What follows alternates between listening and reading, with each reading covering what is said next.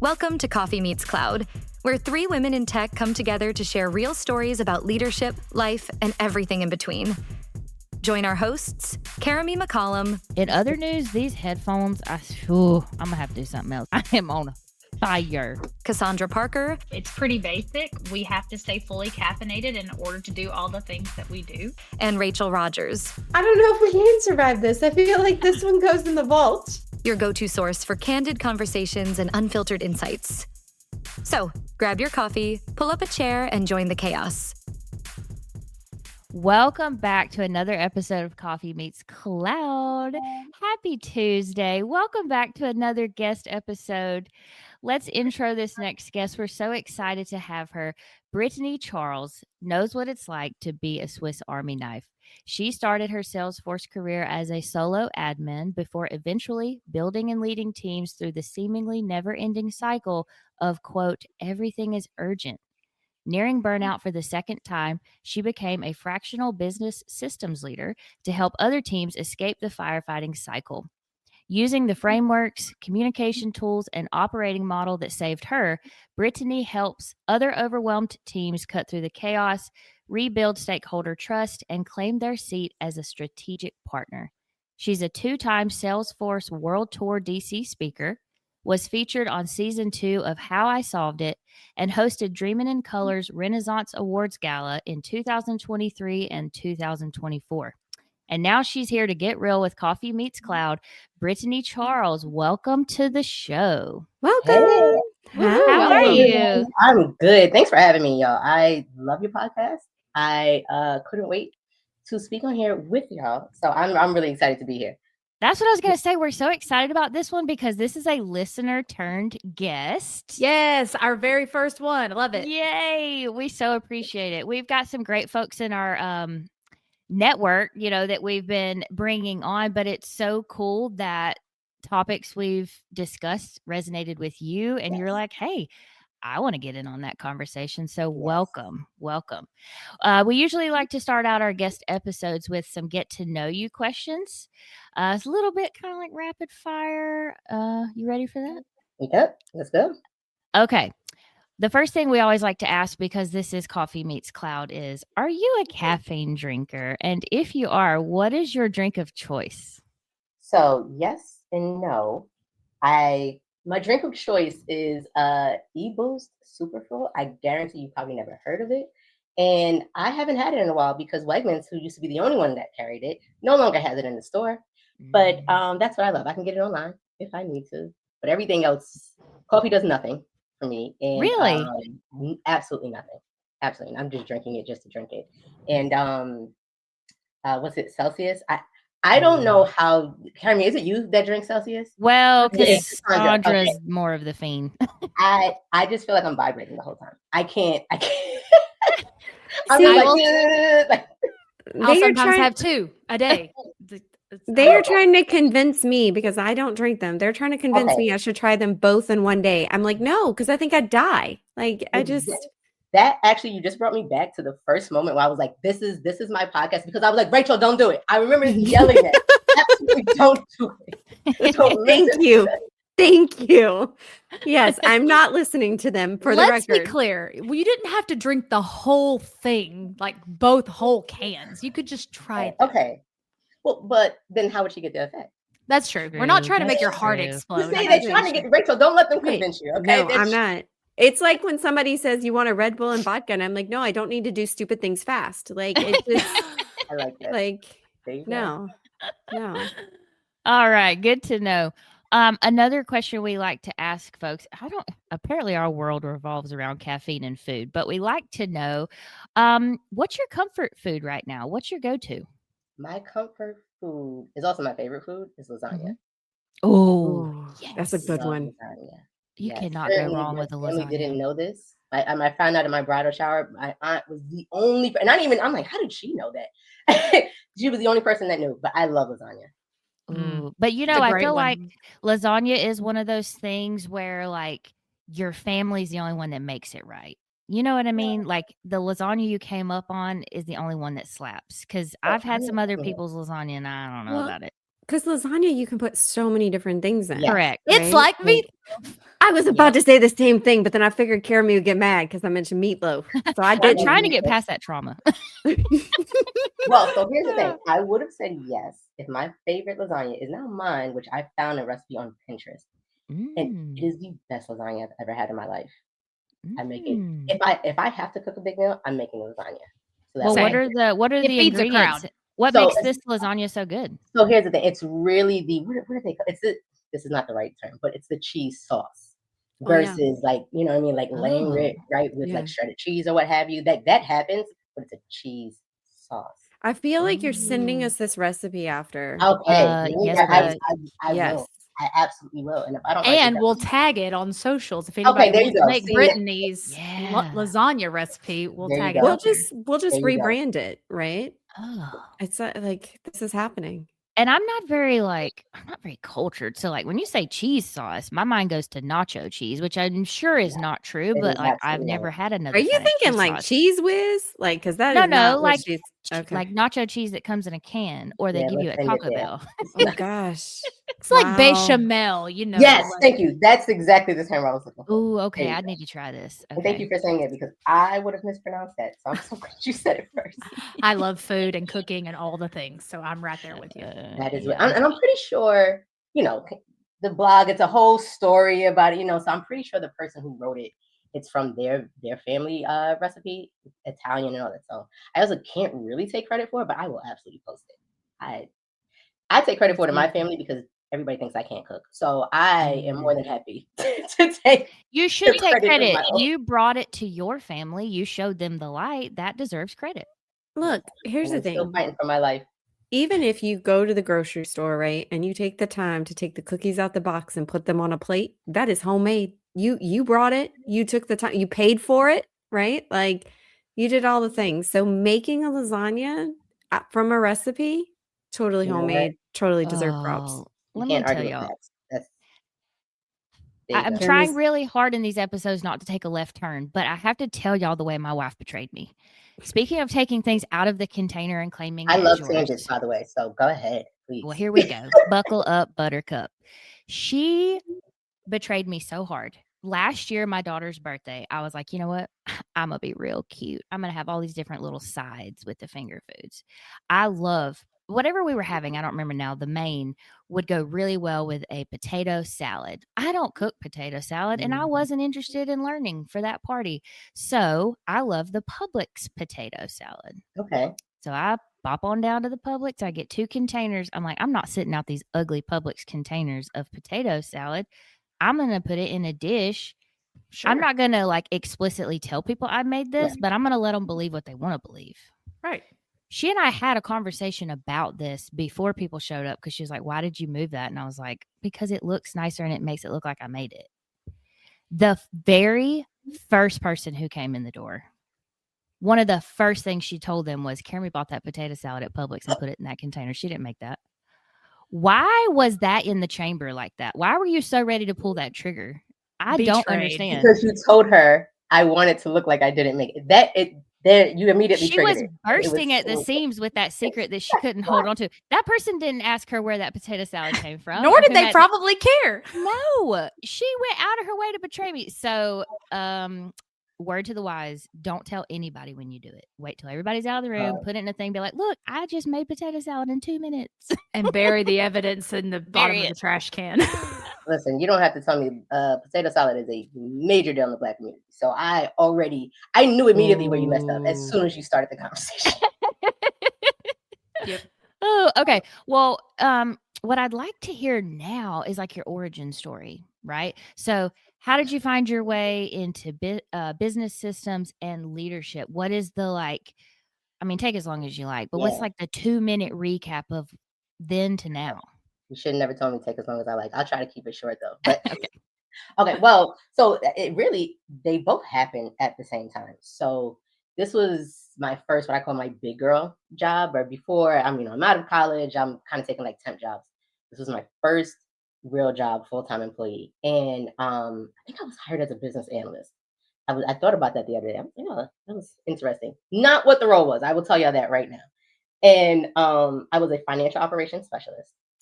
And I think they were in the middle of a NetSuite implementation. I had never heard of NetSuite. I never heard of any information systems, right? So much so that in college, my major was business management. You had to pick a concentration. And management and information systems was one. And I was like, who's doing that? Nobody knows what that is. Forget about that, right?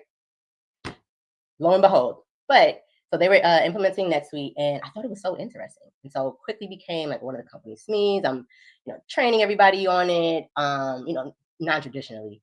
Like I said, I'm managing the whole financial process in regards to NetSuite. And, so that went on for about a year. And then I said, hey, look, I need some help here. I need more people, on my team. And of course, I went through, I don't know about that. You need to document your work. Documented it. Finally, they agreed and said, all right, we'll give you one full-time employee and then one contractor. You have to manage the team. Here's the thing. I'm like 24, 25 years old. Okay.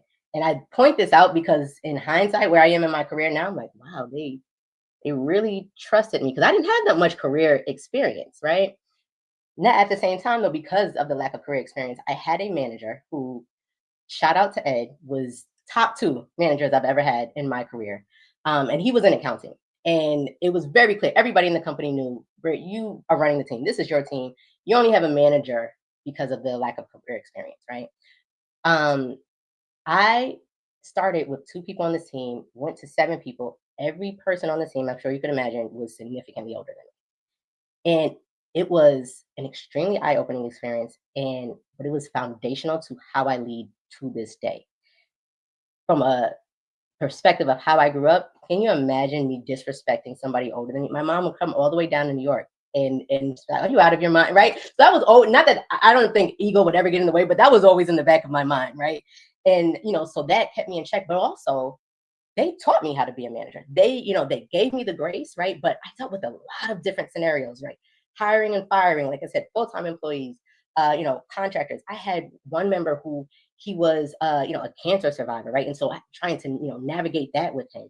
I've had employees that were really tumultuous, right, at some point. And, it's just a testament to, again, I just point out how young I was because also lack of life experience, right? But I learned a lot from them. They gave me so much grace. My manager taught me so much, right? And my philosophy has always been the captain goes down with the ship, right? And I remember there was one time, I think it was the Christmas, it was going to be a Christmas holiday. Half the team was contractors, so they couldn't come.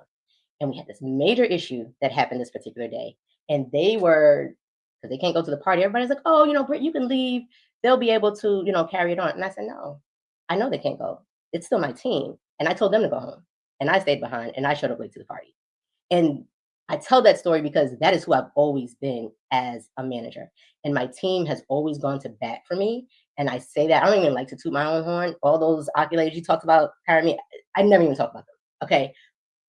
This right here is a story I always tell because it's something that's important to me, that my team going to bat for me means it's because I'm going to bat for them at all times. Advocacy, accountability, those are my 2 core principles in terms of management and leadership. When you talk about that, Brittany, and you talk about how young you are, right? But I think one of the things too, like in high school and when you talk about college and things like that, did you were you active in sports? Did you have like some sort of leadership background or like head of the class where you typically took charge? Because I think too, you form some of those skills very early on, right? It's not just in your first job. So for those listeners that maybe are a little younger, like what tips would you give them from like high school and stuff, looking to kind of say like, these would be good things you could lean into that may set you up like you were set up for if that comes up in your 20s, you're a little bit better prepared. Yeah, so I've actually thought about this a lot because I didn't do any of those things in high school. I joined the yearbook club, I think, junior and senior year because it's like, hey, you need something on your, your. I don't your think application. any of us did. That wasn't a thing back when I was in high school to prepare yourself for your future career and do all these. That wasn't a thing. I didn't want to do anything. I mean, I danced, but it wasn't associated with school and it wasn't a team type of situation, right?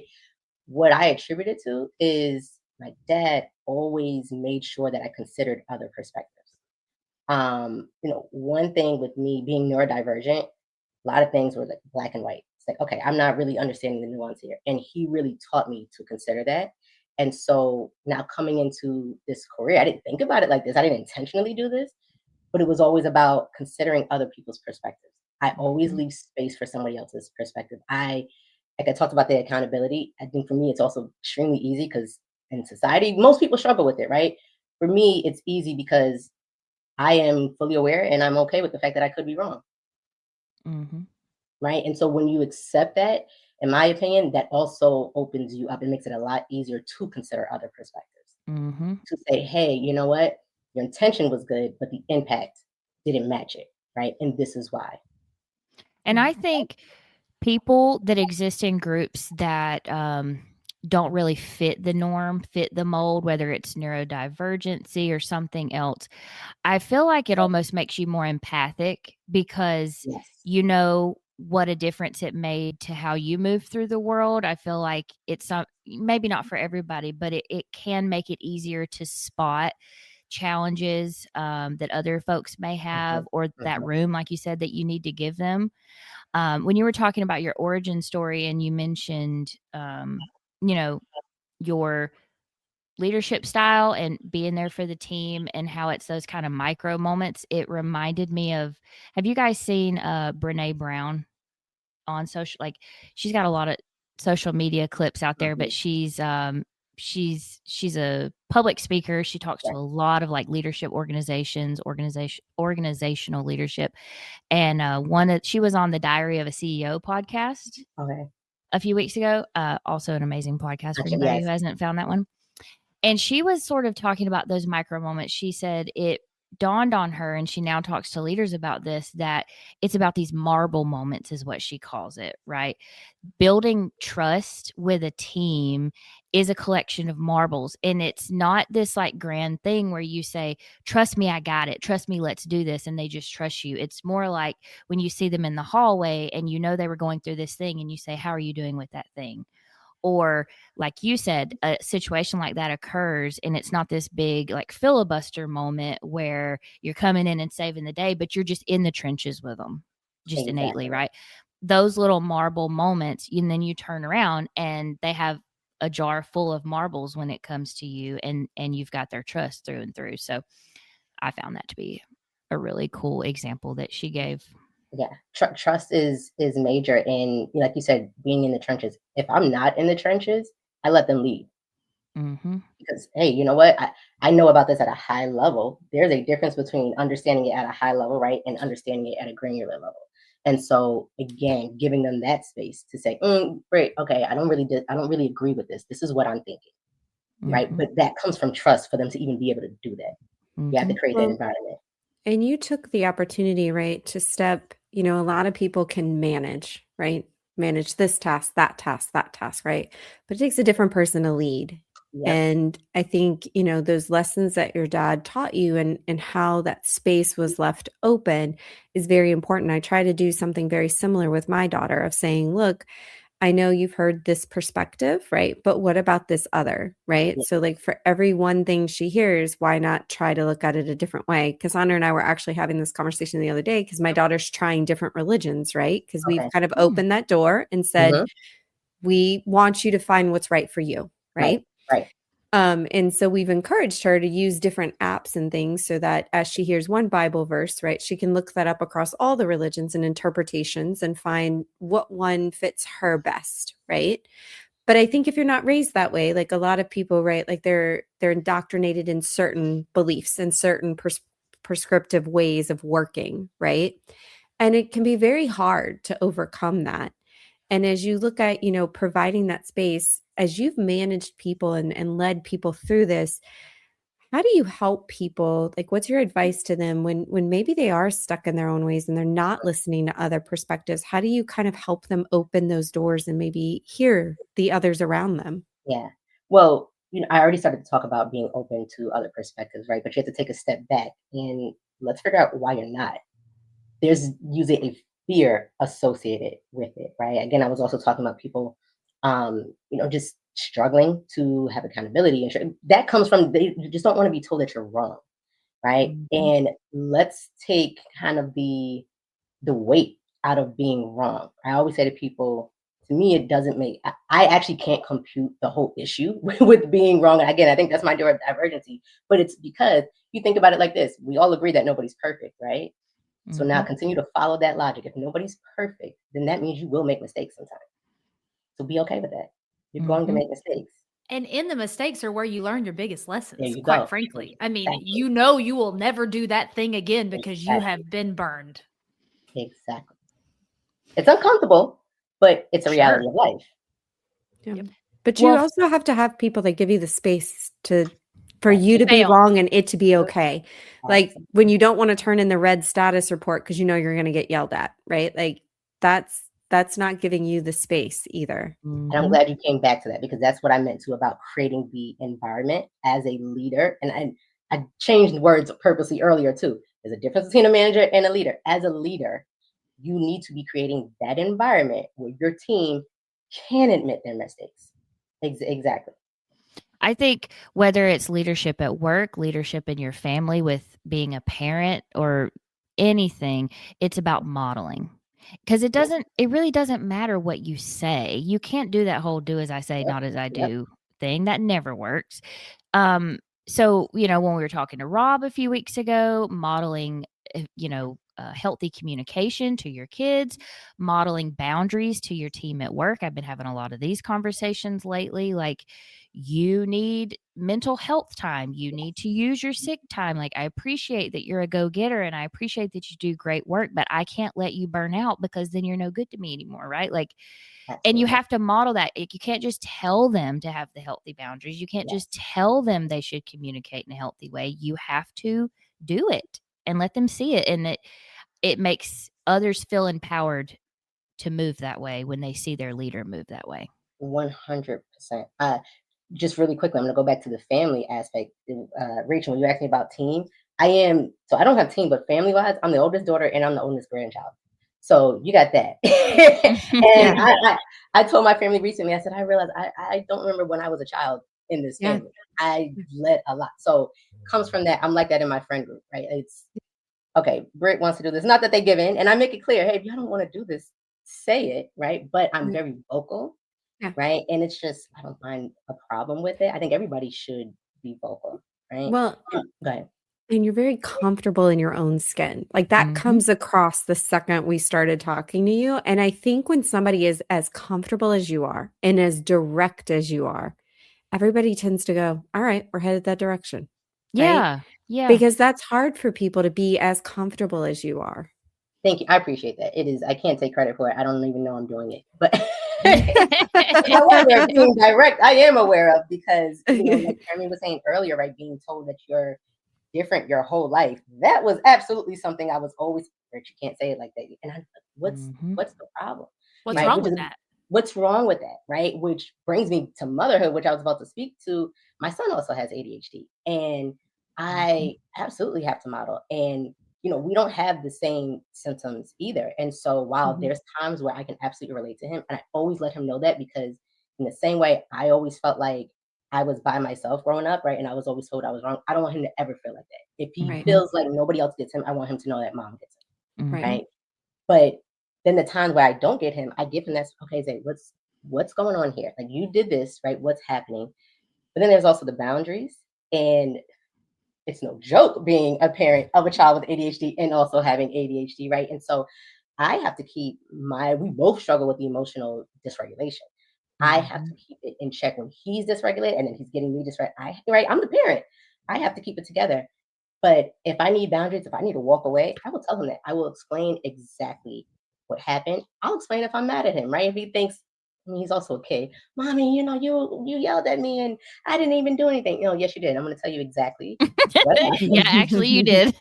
You done screwed up, Junior. Let me back up and explain. Okay, maybe I could have handled this a little bit, better. And I try not to say maybe. I'll say I could have done this better. However, I'm upset because you did X, Y, and Z, right? So in my opinion, both things have to be done, because you also don't want your child to look at it as they're now let off the hook because you've taken accountability. No, both of us have done something wrong. Yeah. Right. And it's not an immediate jump to punishment either. I think sometimes make that mistake, right? It's like, oh wait, they screwed up once. Now you're going to do this, right? And I know too on high performing kids, right? They get in that situation about grades, right? Of like, hey, they feel like they always have to get the A. And when they don't come home with an A, they get in trouble. And so it's this cycle, right? And then Yep. they're taught all of these really bad habits by doing that. And so I think it's great that you break that down with your son. It also reminds me of when we were talking originally on the podcast about putting your phone down and being intentional about the time with your kid. And you'll tell them, hey, get off the tablet. And then you'll pick up your phone and they're like, hey, mommy, get off the tablet, right? I'm now aware of it because of y'all talking about it on the podcast. So this is a yes. They're absolutely right. But listen, it ebbs and flows, right? Like Yes. one week perfect. I'm going to be very conscious about this thing, right? And I'm going to feel like I'm really hitting it in that area. But then something else is like, I don't have the mental capacity to be firing on all cylinders. I just can't. So I do the best I can when I can. I don't know if anybody does, but then we especially don't. That's right. Right. But give yourself grace, right? Like I think that is the number one thing as a mom is understanding that giving yourself grace, you are killing it. If you are even thinking about your kid, like you're killing it, right? And that's going to change over time and it'll be okay. Yep. Well, I wanted to ask Brittanee for the listeners who don't understand what fractional leadership is. I'd really like to hear your definition of that because that's the space you're in now, right? Yes. So I had to pivot from telling people, oh, I do what I used to do before, just like part-time. And then I was like, nobody understood what I did before. So I have to explain that, right? But so that means I come in and I develop your systems strategy, your business system strategy. I develop your team. But most importantly, I develop with you your operational structure. And it is done on a part-time basis. So I'm not there as a full-time employee. I am there. It could be 15 hours a week, 20 hours a week, could even be 10 hours a week, right? However, we're going to, depending on the hours, we're going to focus on one maybe specific larger initiative because of the time. However, that operational structure has to be laid. That foundation has to be laid because it doesn't matter how great you want to be. If you don't have the structure in place, right, to make sure that you're effective with your time, right, you're effective with your knowledge, right, your zone of genius. Anybody who lacks structure can't be effective, right? So we have to put that in place. Everything else, in my opinion, outside of the operational structure is a bonus. It's going to come. That's the easy part, honestly. Is this zone of genius? I'm going to adopt that phrase. I love that. Zone of genius. I like that too. I can't take credit. Everybody's saying it now, but I would love to. I had never heard it, so you can. Brittanee can take credit for it. Yeah, lasagna and zone of genius. Yeah, lasagna and zone. I'll have something else. I guarantee you. There you go. Well, go ahead, Rachel. I had heard of fractional leadership and I had heard, some people using it for chief marketing officers or IT CIOs, right? Like people that a small startup potentially can't afford off the bat, right? And then as they grow, the intent is for them to eventually hire someone full-time in that role. So as you're kind of managing this, how many clients, how do you manage having multiple clients potentially because you are in this fractional position? Yeah. So if we're doing fractional leadership, because I also will do standalone operational design and implementation. Sometimes you don't need the leadership, but you don't have the time, right, to put in that structure. And I also do leadership coaching. From a fractional leadership perspective, I won't take on more than 2 clients because I'm going to be embedded in your team, right? I tell people all the time, the reason why I'm good at what I do is because I am the Mid-Atlantic Yap Queen 34 times running. Okay. I talk to everybody, right? The only reason I don't have a perfect score is because, I was quiet toddler years and then the whole babies can't talk thing, right? It messed me up. But I really talk to everybody, right? I'm not your typical, consultant where I'm just going to talk to your stakeholders. No. Right. You give me this list of stakeholders. And then when I'm talking to them, I'm going to find another list. And then I'm going to find another list, right? That's how I've always understood business outcomes. I can't just talk to the people at the high level because they're consuming. I'd say it like this: they're consuming the data. I need to also talk to the people creating the data. Well, and when we great. I was going to say that's a great point because I do find that problem in a lot of organizations is that people are not communicating. Like the people that are Absolutely. in these pivotal roles are not communicating with people at all levels, Absolutely. and you end up with disconnects. So that's Yep. very important. Do you find that you're getting the support you need from the leaders who hired you? Like, I feel like a lot of leaders have this great intent, but then when the rubber meets the road, they're not necessarily setting the expectation very well from the top down, and Mhm, it seems like mhm. what you're trying to do would fall apart if you're not getting the right support. And you're absolutely correct, right? I think we can all relate to that being in-house, right? Because that's where the Mhm. majority of my career was. It was in-house. It is a requirement. You have to give me this list before we even start. You have to why? Because I have to set the expectation. Like you said, if we're not doing that, everything is going to fall apart. I'm going to look like I failed, right? And there is a difference between me failing because of me and me failing because of you, and I have no problem telling you that.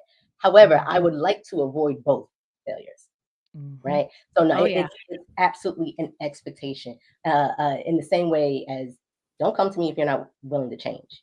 You Yep. may not know how you may not know how to execute the change, but you have to be willing to change. That's the first step.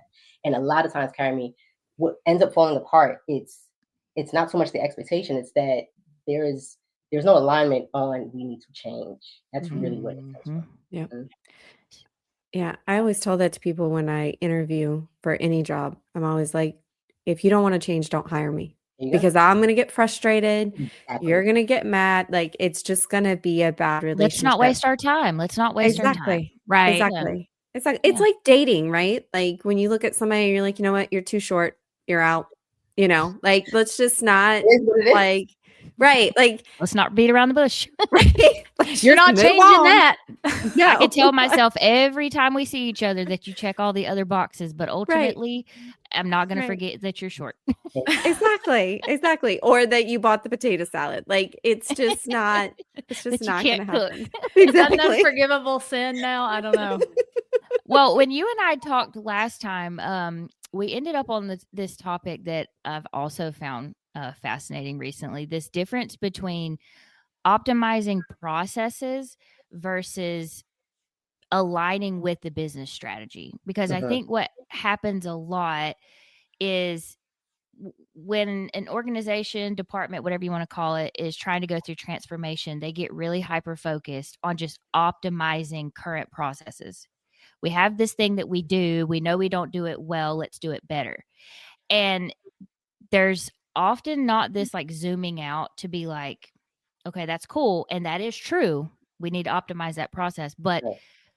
when we zoom out, is that process even serving our ultimate business strategy and our goals? Or should we wipe the whole thing Right. and do something differently? Right. Exactly. What are we doing? Yeah. So, I mean, do you see a lot of that being the goal in what you're supporting, or do you see a lot of the focus on optimization? I would say it probably starts that way, Mm-hmm. but in my opinion, there is no difference between optimizing processes and aligning strategies. There shouldn't be, right? So what you're saying is exactly how people are operating, but that's the problem, is there is no difference. If you're optimizing, it should be aligning with your strategy because what are you doing better? That should be your north. So what you're saying is that should be Exactly. your North Star when you're looking at how to optimize it. It's not just going, okay, we always take this trip from point A to point, F. And we need to find a straighter line to get there. Right, It's like, right. is F really where we're trying to go? Exactly. Is Or, F are we meaning trying to go to 3? Yeah. right? Is this the goal? Are we Right. accomplishing the goal with this process? The issue wasn't the original process. The issue was this. It was the process, and it was the wrong, like you said, the wrong path to meet the goal. Yep. And so, yeah, people they need to step back and really admit it. Sometimes Mhm. the whole "oh, we've been doing it this way," for so long. I hate that so much. I hate that. Oh my gosh. Big time. Big time. Yeah, and you Well, know what? It worked way back. Now your goal changed, or let's say maybe your original goal didn't change, but it's expanded, right? Because time has gone on. right. The worst Right. thing you could ever tell me is, well, that's the way it's always been, Yeah, or that's the yeah. way we've always done it. I'm like, absolutely not. That is not a Well, good enough excuse. the big thing with that is it's like, well, if the way you always did it worked, then you wouldn't need me. Right. Why am I here? Yeah, that's true. I can't That's tell you true. how many times I've actually said that as well. Mhm. Why do you need me? If you know everything, why do you need me? Right. Correct. I know why, but I want you to ask yourself that It's question. it's like dealing with a teenager who knows everything, right? Like you can't teach them Yep. anything. They've known everything. They've done it better than you ever could have imagined, right? Little did they know growing up, you were in the cornfield having a good old time, like, Yep. like, yeah. Yeah. Exactly. I have, for when it comes to communication, I have 5 C's of communication. There's confidence, connection, clarity, conflict, catering to your audience. I start with confidence for a reason because oftentimes we're put in this box where if we're even brought to the table, I mean, lunch is almost over at that point. The decisions are already made, right? So you're not actually bringing in my expertise, so that way I can help you decide, right, the best next step, right? But sometimes we have to remind ourselves that no, we do deserve a seat at the table, right? And so that's where that confidence comes into play. I've done the work. I know I've done the work. They can't take that from me, right? But we have to actively remind ourselves because too many times we're essentially told, no, that's not true. One thing I heard the other day is don't worry about a seat at the table. Make sure you've got space because sometimes people make a seat like a little too big, right? Like you feel like, oh, well, I haven't earned it. I haven't, but that space, right? Like even if you're standing in the room, right? If you're standing in the room, if you're in the room for a reason, right? And make sure people know why you're in the room. I'm reminded of a dinner. I got invited to dinner with Mark Benioff and I thought like, oh my gosh, right? Like this is amazing. And we're sitting in this dinner and everybody had to do intros. And then he like opens it up for conversation, right? Well, here's the deal. You invite me to a dinner, I'm saying something. It may be something Okay. you don't like, but it's happening, right? So I ask a question and Mark gives an answer, right? But he doesn't answer the question. What was interesting is the guy next to him says, I don't think you answered her question. And he looked at me and he was like, did I? And I said, no, but it's okay. Because I was like, I wasn't going to cause ruffles. And the guy goes, no, he's going to answer it. And to be clear, I've never been invited to dinner again, but I will say, like, I made an impression. There you go. That's what matters. If I can make an impact where it matters, I'm fine with that. That's the whole thing with me being direct too, where it's like, okay, I'm aware of it, but I'm never going to get rid of it because I'm saying the things that everybody else is afraid to say that need to be said. They do. That's what you want me to do. No, I'm not doing that. Yeah. Yeah. I love that. The truth is the truth. Whether you receive it, that's how you receive it. That's on you. But the truth's the truth. Exactly. And that was my thing. You know what? I don't need to be invited to another dinner. That's fine. Because if you're not going to answer my questions and we're not going to have a conversation, I'm cool. What value does the Glad I dinner know. add? If we're not going to show up and be Right. authentic people and have authentic conversation, what am I losing by not attending? Yeah. There you go. Listen, when they invited me to do How I Saw That, I was like, oh, y'all, sure. Do you know who I am? Because I'm going to say, right, what I want to say. And it was a great experience, but listen, I am who I am. And I think it's extremely important. Again, like I said, advocacy is my, number one principle. You're not going to take that away from me. It's not going to stop. Yep. Well, I have a few wrap up. I know we can't take up your whole day, even though we would love to. And I can tell already we're all going to be great friends and we could chat for hours. I was going to say, I'll be back as long as y'all will have me. I have some wrap up questions to leave our listeners with. So the first one is for folks who feel like they're stuck in this perpetual reactive mode, what encouragement or reality check would you offer those folks? Yeah. Okay. So first, you need to come to grips with the fact that you need a structure, right? What I find is most people either don't know that they need a structure because they've been so used to this. It's like, oh, it's not great, but this is how it always is, right? No, this can change, right? So first, you have to come to grips with that, right? Then you have to be aware of where you are, right? You have to be aware of your environment. Because any framework I give a client or anybody else I'm talking to, I make it very clear, hey, this is just a foundation. How you execute it needs to align with who you are, who your team is, who your organization is. Everything doesn't work for everybody. And if it doesn't work for you, then it doesn't work, right? So you need to just step back and say, all right, what can we actually do in this organization? What can my team do? And then, like I said, what can I do? Because as a leader, you have to enforce.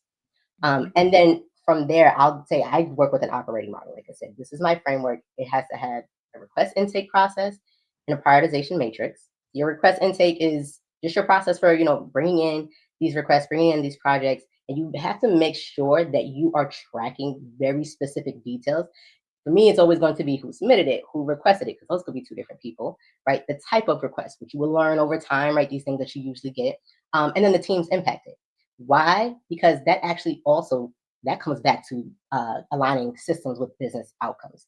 You can see over time, okay, CX has been having the same issue, right?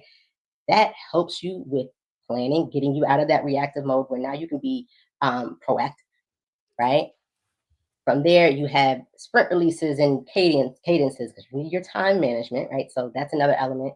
And then you need communication cadences. So that's with your stakeholders, but as well as your end users. Like I said, I always talk to my end users. If I get a project request that's coming in from a stakeholder, I make it very clear. Okay, great.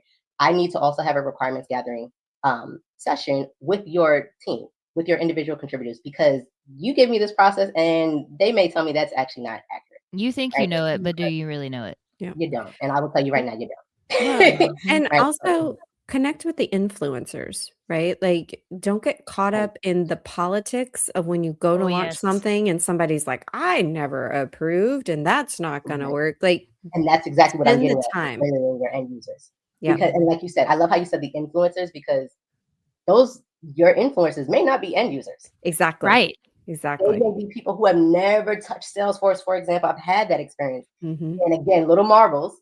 I remember somebody reached out to me and she's like, "Great, okay, I don't know if you're the person." And so I also have an open door policy. Anybody that wants to talk to me, you can, because stuff like this happens all the time. And she said, "Hey, I need to get this particular information because the company needs, the company can get rebates, but I need this information." And it was information that I kept telling my manager, "Hey, I think we should track this." And everybody's like, "No, Britt, you're making it too much. We don't need this." I said, "Okay, I think it makes sense. You're right. You know the process better than me, but from a customer perspective, this makes sense." And then come to find out, this person who nobody on the growth department knew about is saying, "Yeah, actually, there's an impact for the company, right, where we need this information." So I love that you called out the influencers, because that's what I mean by talk to everybody. Talk to everybody. So it sounds like you're saying people need to redefine what stakeholder really means. Your stakeholders are Redefine it. not just the people, not just the end users that participate in the process end to end. It's anybody who's essentially influenced or impacted Yeah. by that department or that process, Exactly. right? Yeah. Exactly. So I'd say be real about your abilities and where you are. Like I said, organizational level, team level, individual level, right? As a leader, set boundaries, stick to those boundaries, set expectations, and like you said, can redefine how you look at stakeholders. Those are your three to make that shift. And as you think about that too, that applies to family life, right? Like if thinking about it in a business context is a little overwhelming for people, right?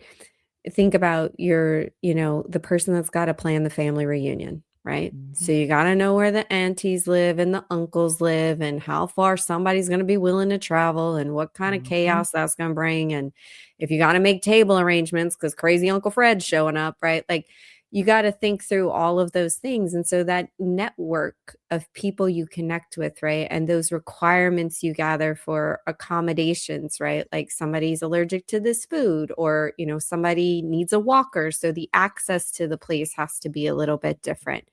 Just think about it as you'd plan a family reunion. And if that's too much, totally get it, because family reunions can be A intense. lot. But And that's what I tell people is communicate. I think the reason why we're also in the position that we are is because we've made communication on a personal level extremely different than communication on a professional level, and it shouldn't. Shouldn't be. You're right. Yep. Well, the last question I want to ask you before we have to wrap this thing up is, what's next for you, and where can folks find you if they want to follow along with you and the work that you're doing? So you can find me at cwstrategyconsulting.com. That's my website. I'm also on LinkedIn under Brittanee Charles. And in February, I'm also going to be speaking, doing a session for the Salesforce People Leader user group. If you haven't been a part of it, sign up for it. I think people leadership in Salesforce in particular is a extremely underserved community. But I'm going to be doing a session, the Stakeholder Playbook, translating conflict, clarity, and connection into big wins.